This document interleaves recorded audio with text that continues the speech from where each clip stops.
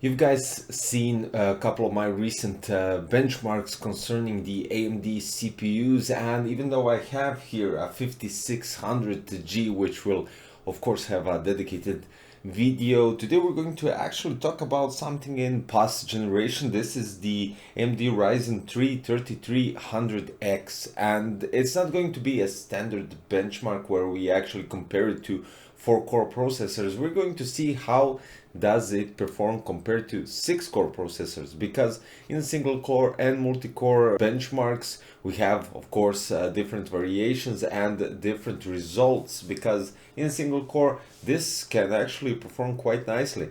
But all in all, we're going to use AMD's processors, so 5600X, 3600X, and of course Intel's, just for the comparison, 10600K and 11600K. Now, this processor actually doesn't heat up that much, since we're talking about 4-core processor, which is kind of quite alright, and we can actually use a standard cooler, CPU tower cooler with even 4 heat pipes to cool it down, or even a standard AMD stock cooler without any issues. Now this 3300X can be paired up with 1650 RX 5500 XT, but I decided to make it even and use the RTX 2070 armor that I used in all my previous benchmarks, just to see how close can it perform to 6-core processors. And it's going to be quite interesting because we have synthetic benchmarking and we have gaming as well, so something where we could actually compare this processor in environment where it actually is in a working condition, let's put it that way. And of course we have a situation where it's in gaming, where most of you guys will actually use it for, if you're looking for a nice low tier, I would say mid tier, maybe close to mid tier, but definitely somewhere in between that part, and for gaming of course. So let's check out the benchmarks for AMD Ryzen 3 3300X. Now, since I always go with Cinebench R15, I have to compare it here. Now, multi-core, of course, the 5600X, 3600X, and 10600K take definitely the win, and there's no discussion here. But when we go to the single core scores, it actually beats 10600K without any, well, it's for 2 points, but still, when you're taking into consideration when the gap between 3600X and 10600K is like 10 points, it's really close to 3600X. Cinebench R20, we have again loads of difference when it comes to benchmarking, but here we go again, single core. The 5600X of course takes the win almost by 100 points, but we have a close call with 3600X, 10600K and 3300X. Now, the same situation actually happens in Cinebench R23, which is quite understandable. So we get almost the same results, not with the score actually, but the difference in benchmarking with R15, R20 and R23. Now, here are the results when we're talking about some different aspects of benchmarking. So Corona 1.3, we have the render time, which is quite a lot for 3300X, and it almost goes by a double after 3600X. Indigo benchmark bedroom, it's quite low, under 1.0, so it's almost by 0.5 less than 3600X. Supercar is definitely the same thing. The performance is way below the 3600X.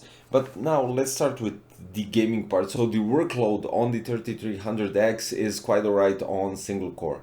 But if it's compared to multi-thread, this is quite pure logic. We can't expect a 4-core processor to beat a 6-core processor.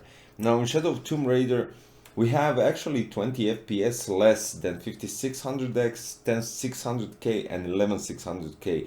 So this is all 1080p ultra, 1080p gaming on ultra details.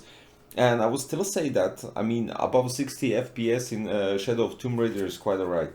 Battlefield 5, the difference, comparing 3300X in average FPS in 1080p and ultra, we get again 20 FPS less. In Destiny 2, only 10 FPS less. Deus Ex, basically almost none. It's like 1, 2, maybe 3 FPS difference compared to those four processors.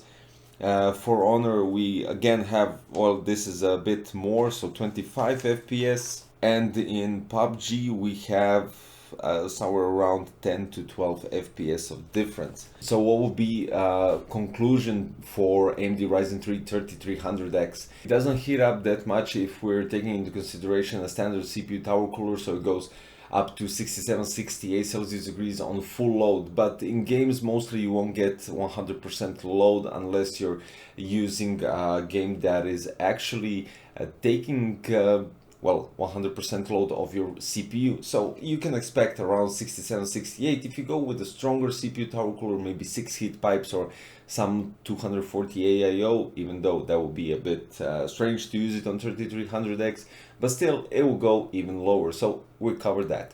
Now, when it comes to benchmarks, synthetic benchmarks, as already stated, multi-core, it can't compete, without a doubt. That's an even stupid conclusion for me trying to say something different. But when we go with single core, it kind of does go almost neck to neck to 3600X by a couple of points. And even though it's synthetic benchmarking in other tests, we saw that basically it kind of loses when we're talking again about multi-core. So definitely not for if you're looking for some processor that is going to be even work related, I would definitely go with 3600X or 5600X, which actually costs definitely more. But then again, we're talking about a budget processor, just to see comparison to the 6-core processor that are actually really nice in those mid-range category. Now, when it comes to gaming, you're definitely not going to be disappointed, because 20 FPS and still above 60 FPS with this combination that I showed you is just outstanding. With the RTX 2070, okay, I had 32 gigs installed just for the photos, I won't lie about that, so even 16 gigs, it's quite alright. It performs really good, and even in some games it actually has only 5, maybe 4 FPS less than usual. So when you take into consideration AAA titles, 20-25 FPS lower than 3600X is quite alright. So guys, if you're looking for a budget CPU that is in some very low tier priced category, it's quite alright to go with 3300X. This is not something that I'm trying to recommend. This is something if you're looking for a budget processor. If you're really on the budget and you're looking for something, it would be funny actually to compare like